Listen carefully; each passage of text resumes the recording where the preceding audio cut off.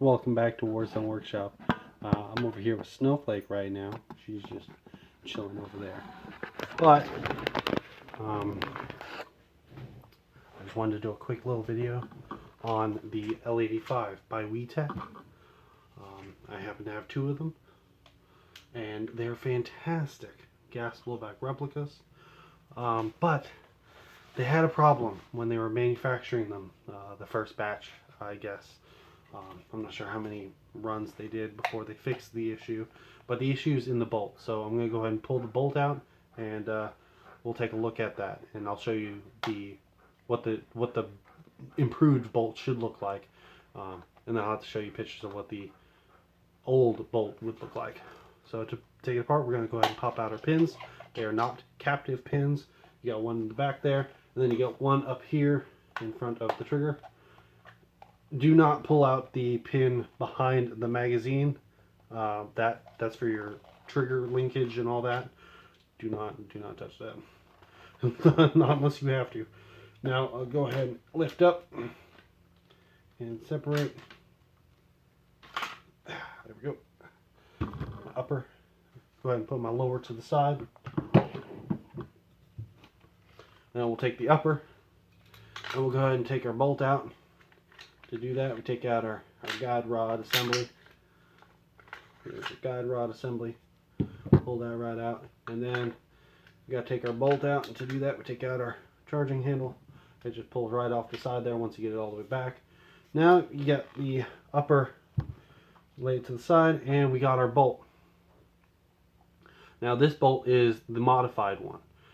What they did was they added this steel plate. You see these two screws? They added this thin steel plate to the back of the to the bolt carrier. And that keeps it from damaging itself when it hits the back of the receiver, when it's reciprocating backwards. It keeps it from damaging itself.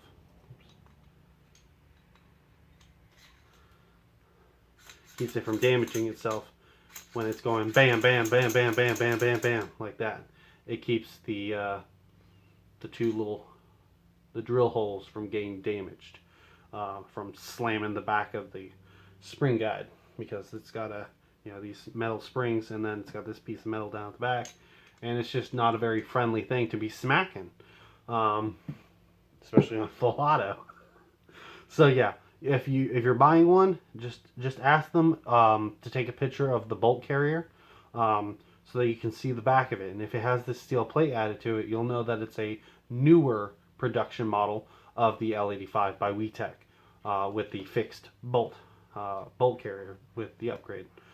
You're gonna want that, because if you don't have that, you'll have the original one, which if they haven't used much, it might be in great shape.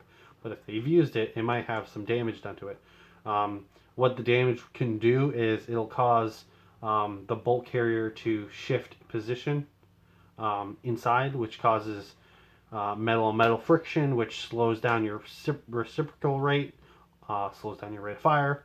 Obviously, if it's moving slow because it's grinding on something, it won't work properly. It could also cause lockup, where the bolt doesn't go all the way forward, or sometimes it'll go backwards and then not go back far enough, and then it just won't set the trigger, and it just causes problems. So if you're going to buy one, just try to get one that has the bolt that's been fixed. If you're buying a bolt aftermarket to replace a bolt that you had that got damaged or something, just make sure that you're getting a newer bolt, that's got the steel plate added to the back of it. I don't know if they plan on making bolts that are just reinforced differently, like make one that just has a solid steel plate at the back of it, because this one only goes down halfway. See, it's just this tiny little plate, and that's all it needs. And I'm glad they did it that way, because if they had just made a steel plate to cover the whole back end of it and just replaced the thing with a steel plate, it would have added a tiny bit of weight to the bolt. But every ounce counts when it's a gas blowback rifle, especially if you're using lower pressures for your gas. It just causes better cycling to have less weight. It'll move faster, and you just want to keep it chugging along. So that's how you know if your bolt is the new and improved version or not. And also, it's also good to just take a look at your bolt every now and then, just to see how it's doing. See, it's got wear marks on it from where it's meeting the front of the receiver or the front of the barrel. It just happens. Also, you're going to want to take it out and you're going to want to lubricate it. You're going to want this thing to be nice and snappy. And that's just how you do it. So if you have any other questions, especially about the L85, I have two of them. Even though it's a British rifle, and I was like kind of hating on it for reasons I'm not going to get into. It's a British rifle, and I was like, ugh. But then I got one, and now I got two of them, and I'm in love with it. It's just such a good gun. Its functions are wonky and irritating, but oh my gosh, is it just a joy to do speed reloads with, because it's just so clunky and awkward to use. I love it. It's fantastic. Also, I have one black carry handle, one black front sight, and one tan carry handle. The tan is from a different color variant that TECH did, the limited edition, I guess. If you have a tan front sight, and you're willing to sell it, just let me know in the comments down below, and then just post a link to an eBay thing for it. That'd be great. That'd be awesome, because I'd like to pick one up. If you have the whole thing in tan, it's tan body, green furniture. I'm interested. I'll buy a third one if I can get the right price on it. But yeah, let me know in the comments down below. I hope you're having a wonderful time. Don't forget to keep your gas blowback guns in a safe place. Well, as safe as it can possibly be.